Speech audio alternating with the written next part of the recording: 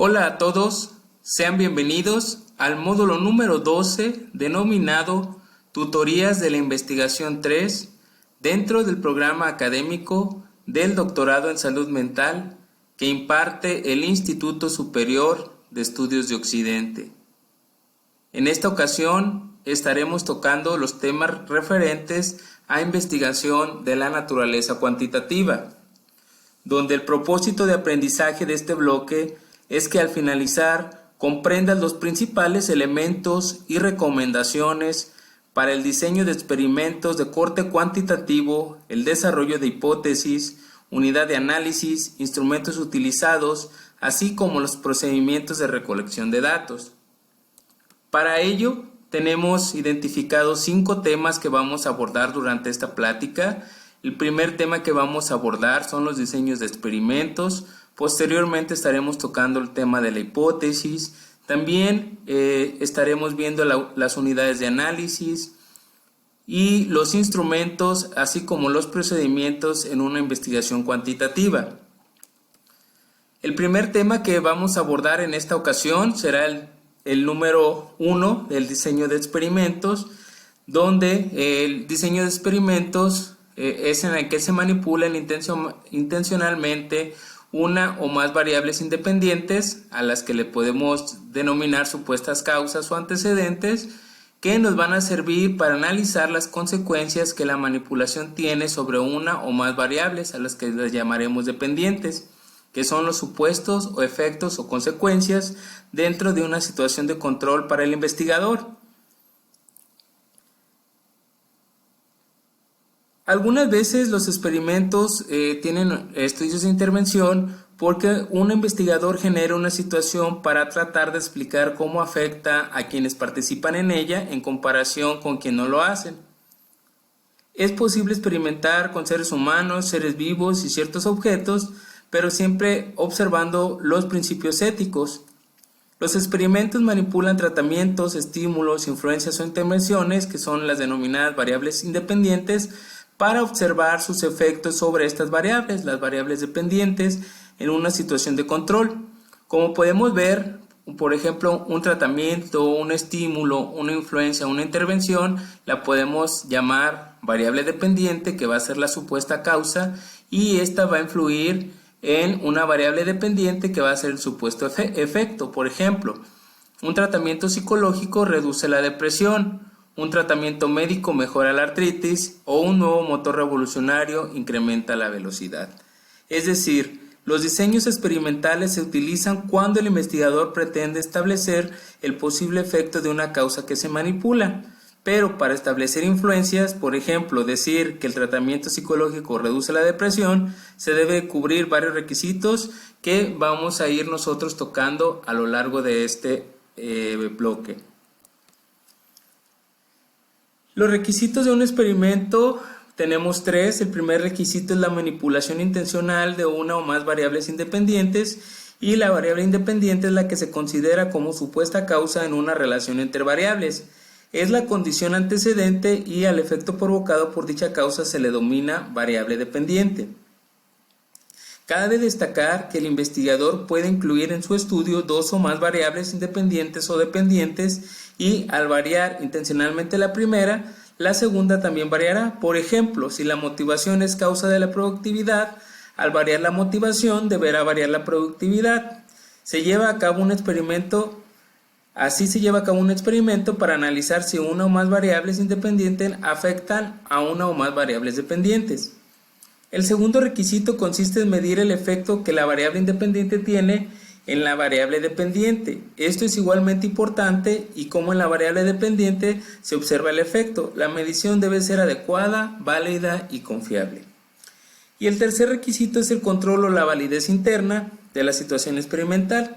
El término control tiene diversas connotaciones, sin embargo, su acepción más común es que si en el experimento se observa que una o más variables independientes hacen variar la dependiente, la variación de estas últimas se debe a la manipulación de las primeras y no a otros factores o causas. Y si se observa que una o más dependientes no tienen un efecto sobre las dependientes, se puede estar seguro que esto ha sucedido.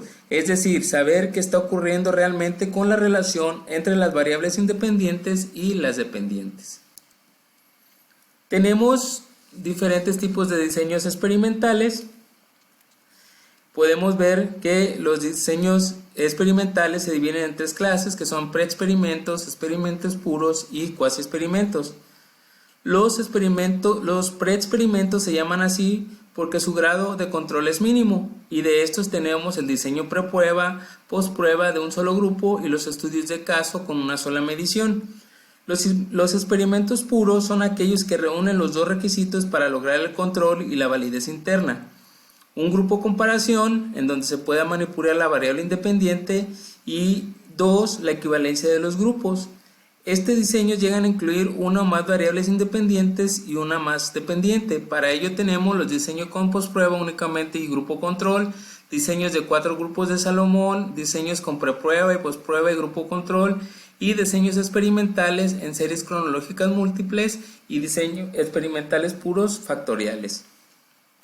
También tenemos los diseños cuasi experimentales. También manipulan deliberadamente al menos una variable independiente para observar su efecto sobre una o más variables dependientes, solo que difieren de los experimentos puros en el grado de seguridad que pueda tenerse sobre la equivalencia inicial de los grupos. La simbiología de los diseños experimentales, la R, es una asignación al azar o aleatoria, y cuando aparece quiere decir que los sujetos han sido asignados a un grupo de manera aleatoria. G se refiere al grupo de sujetos o casos, puede ser grupo 1, grupo 2, etc. Y X al tratamiento, estímulo o condición experimental. 0, una medición de los sujetos de un grupo, y si apareces antes del estímulo 0 del tratamiento se trata de una preprueba. Si aparece después del estímulo se trata de una postprueba, y esta ausencia de nivel 0 en la variable independiente indica de que se trata de un grupo de control o testigo. Asimismo, cabe mencionar que la secuencia horizontal indica tiempos distintos de izquierda a derecha, y cuando en dos grupos aparecen dos símbolos alineados verticalmente, esto indica que tiene lugar en el mismo momento del experimento.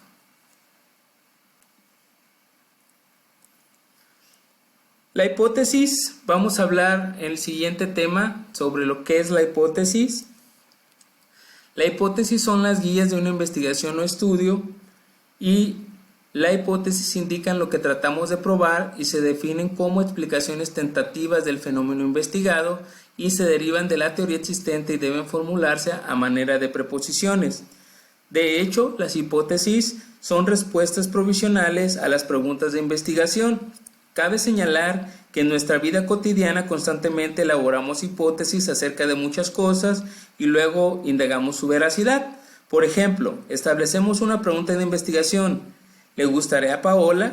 Y una hipótesis: ¿le resultó atractivo a Paola? Esta hipótesis es una explicación tentativa y está formulada como una proposición.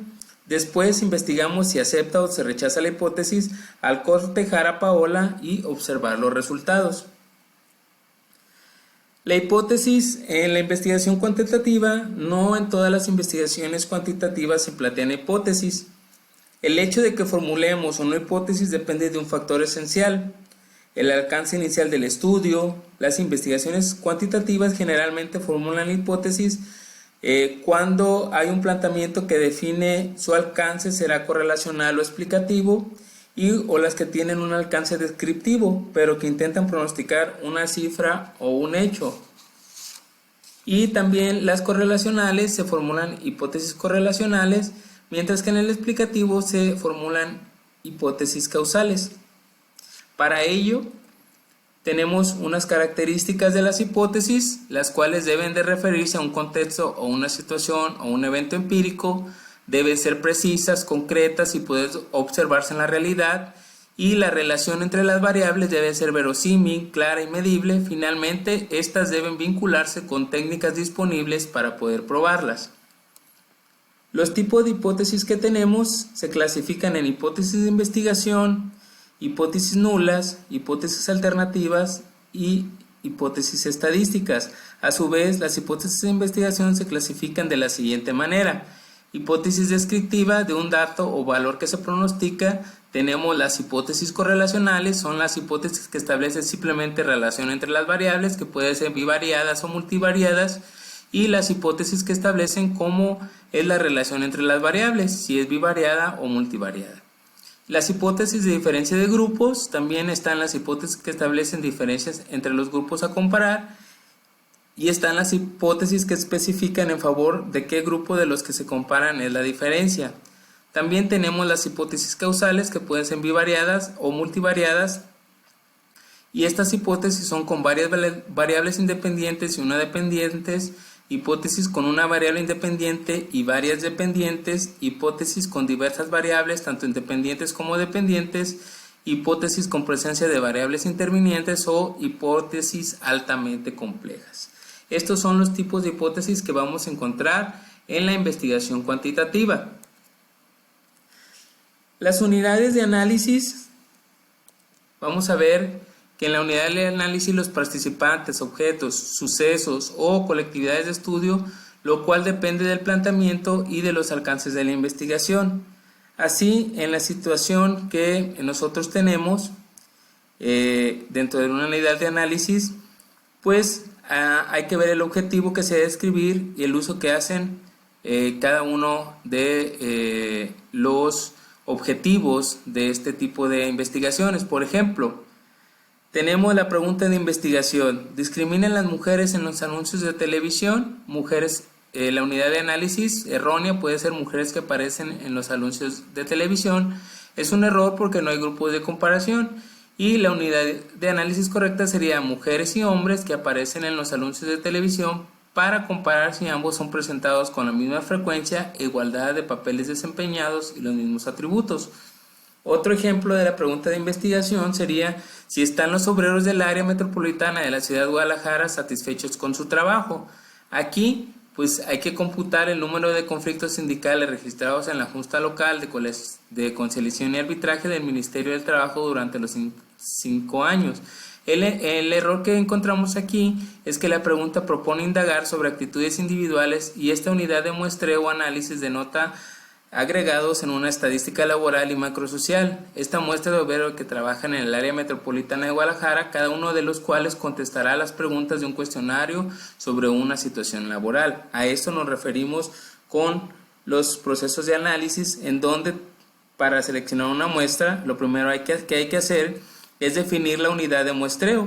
Se trata de individuos, de organizaciones, de periodos, de comunidades, de situaciones, de piezas producidas, de eventos, etc.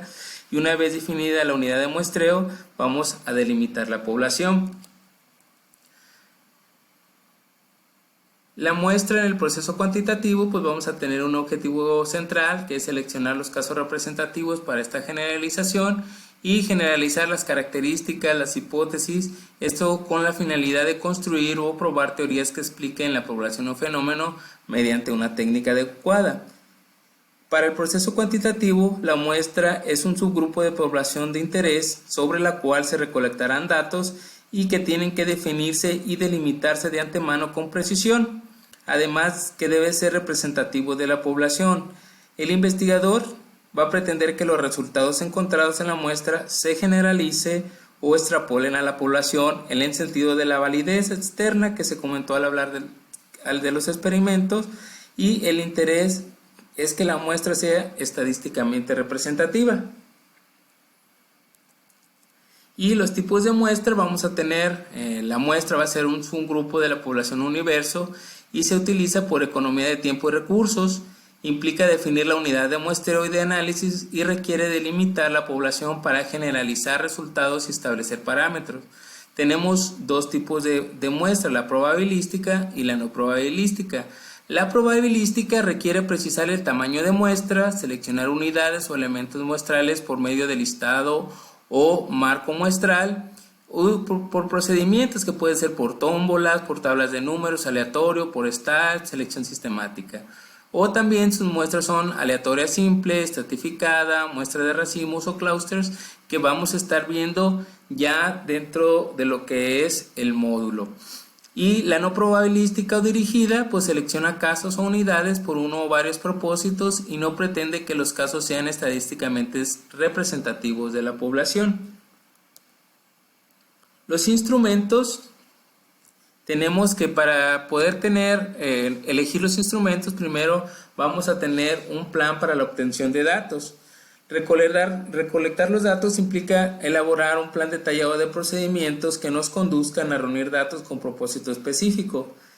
En este plan, pues incluye cuáles son las fuentes en las que se obtendrán los datos, es decir, los datos que van a ser proporcionados por personas se producirán en observaciones y registros o se encuentran en documentos, archivos, bases de datos, etc. En dónde se localizan tales fuentes de investigación, regularmente en la muestra seleccionada, pero es indispensable definir con precisión.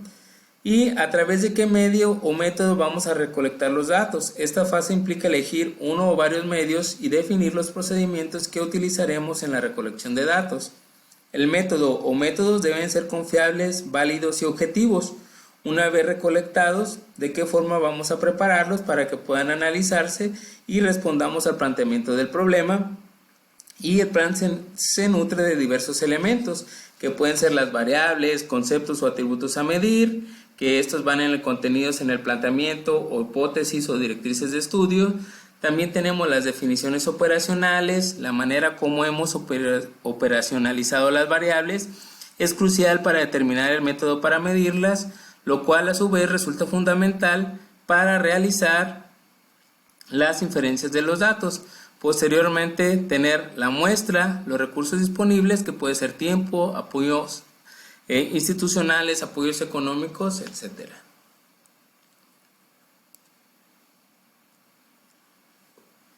Los requisitos de un instrumento de recolección de datos, pues primero vamos a tener que debe ser confiable, un requisito para poder nosotros tener un instrumento que nos pueda ayudar a recolectar datos, debe tener confiabilidad, en donde esta confiabilidad pues, se refiere al grado en que su aplicación repetida al mismo individuo o objeto produce resultados iguales. Si se midiera en este momento la temperatura ambiental usando un termómetro, pues indicaría que estamos a 22 grados centígrados. Y un minuto más tarde se consultara otra vez y señalara 5 grados centígrados, 3 minutos después se observará nuevamente y se indicará 40 grados centígrados. Dicho termómetro no sería confiable ya que su aplicación repetida produce resultados distintos. Así, el instrumento de recolección de datos pues debe ser confiable. Las veces que nosotros realicemos esta medición debe tener resultados similares. También otro requisito de los instrumentos de recolección de datos es la validez. En términos generales se refiere al grado en que un instrumento mide relativamente la variable que pretende medir. Por ejemplo, un instrumento válido para medir la inteligencia debe medir la inteligencia y no la memoria. Mientras que la objetividad en un instrumento de medición se refiere al grado en que éste es o no permeable a la influencia de los sesgos y tendencias del investigador o investigadores que lo administran y califican e interpretan. Tenemos variables a considerar para construir un instrumento de medición. Para ello tenemos la operacionalización, la codificación y los niveles de medición. El paso de una variable teórica puede ser la operacionalización, posteriormente pasar a lo que es la codificación y finalmente tener los niveles de medición. Los procedimientos de lo que es el desarrollo de la perspectiva teórica proporciona una visión sobre dónde se sitúa el planteamiento propuesto dentro del campo de conocimiento en el cual nos moveremos. En términos de Mertens, señala cómo encaja la investigación en el conjunto de lo que se conoce sobre un tema o tópico estudiado. Además, puede suministrar ideas nuevas y es útil para compartir los descubrimientos recientes de otros investigadores. Las funciones del desarrollo desde la perspectiva teórica nos ayuda a prevenir errores que se han cometido en otras investigaciones, nos va a ayudar a orientar sobre cómo habrá de realizarse el estudio. En efecto, al acudir a los antecedentes podemos darnos cuenta de cómo se ha tratado un problema específico de investigación qué clases de estudios se han efectuado, con qué tipos de participantes, casos o muestras se ha realizado el estudio y cómo se han recolectado los datos, en qué lugares o contextos se ha llevado a cabo, qué diseños se han utilizado, aún en el caso de que desechemos estudios previos. Estos nos orientan sobre lo que queremos y lo que queremos para nuestra investigación. También nos ayuda a ampliar el horizonte de estudio o guía al investigador para que se centre en su problema y evite desviaciones del planteamiento original. Documenta la necesidad de realizar el estudio, conduce al establecimiento de hipótesis o afirmaciones que más tarde habrán de someterse a prueba en la realidad, o nos ayuda a no establecerlas por razones bien fundamentadas. Inspira nuevas líneas y áreas de investigación y provee un marco de referencia para interpretar los resultados del estudio, aunque podemos no estar de acuerdo con dicho marco o no utilizarlo para explicar nuestros resultados, es un punto de referencia. Finalmente, las etapas de desarrollo de la perspectiva teórica. Tenemos la revisión de la literatura y la construcción del marco teórico. En la revisión de la literatura implica detectar, consultar la bibliografía, referencias y otros materiales que sean útiles para los propósitos del estudio, de donde se tiene que extraer y recopilar la información relevante y necesaria para enmarcar nuestro problema de investigación. Una vez extraída y recopilada la información que nos interesa en las referencias pertinentes para nuestro problema de investigación, podremos elaborar un marco teórico, el cual se basará en la integración de información recopilada. Un paso previo consiste en ordenar la información recopilada de acuerdo con uno o varios criterios lógicos y adecuados del tema de investigación. Por el momento, chicos, esto es todo lo que tenemos de este bloque número 1 y les recomiendo que sigan la bibliografía que aparece en la plataforma del Instituto Superior de Estudios de Occidente para más información. Nos veremos pronto.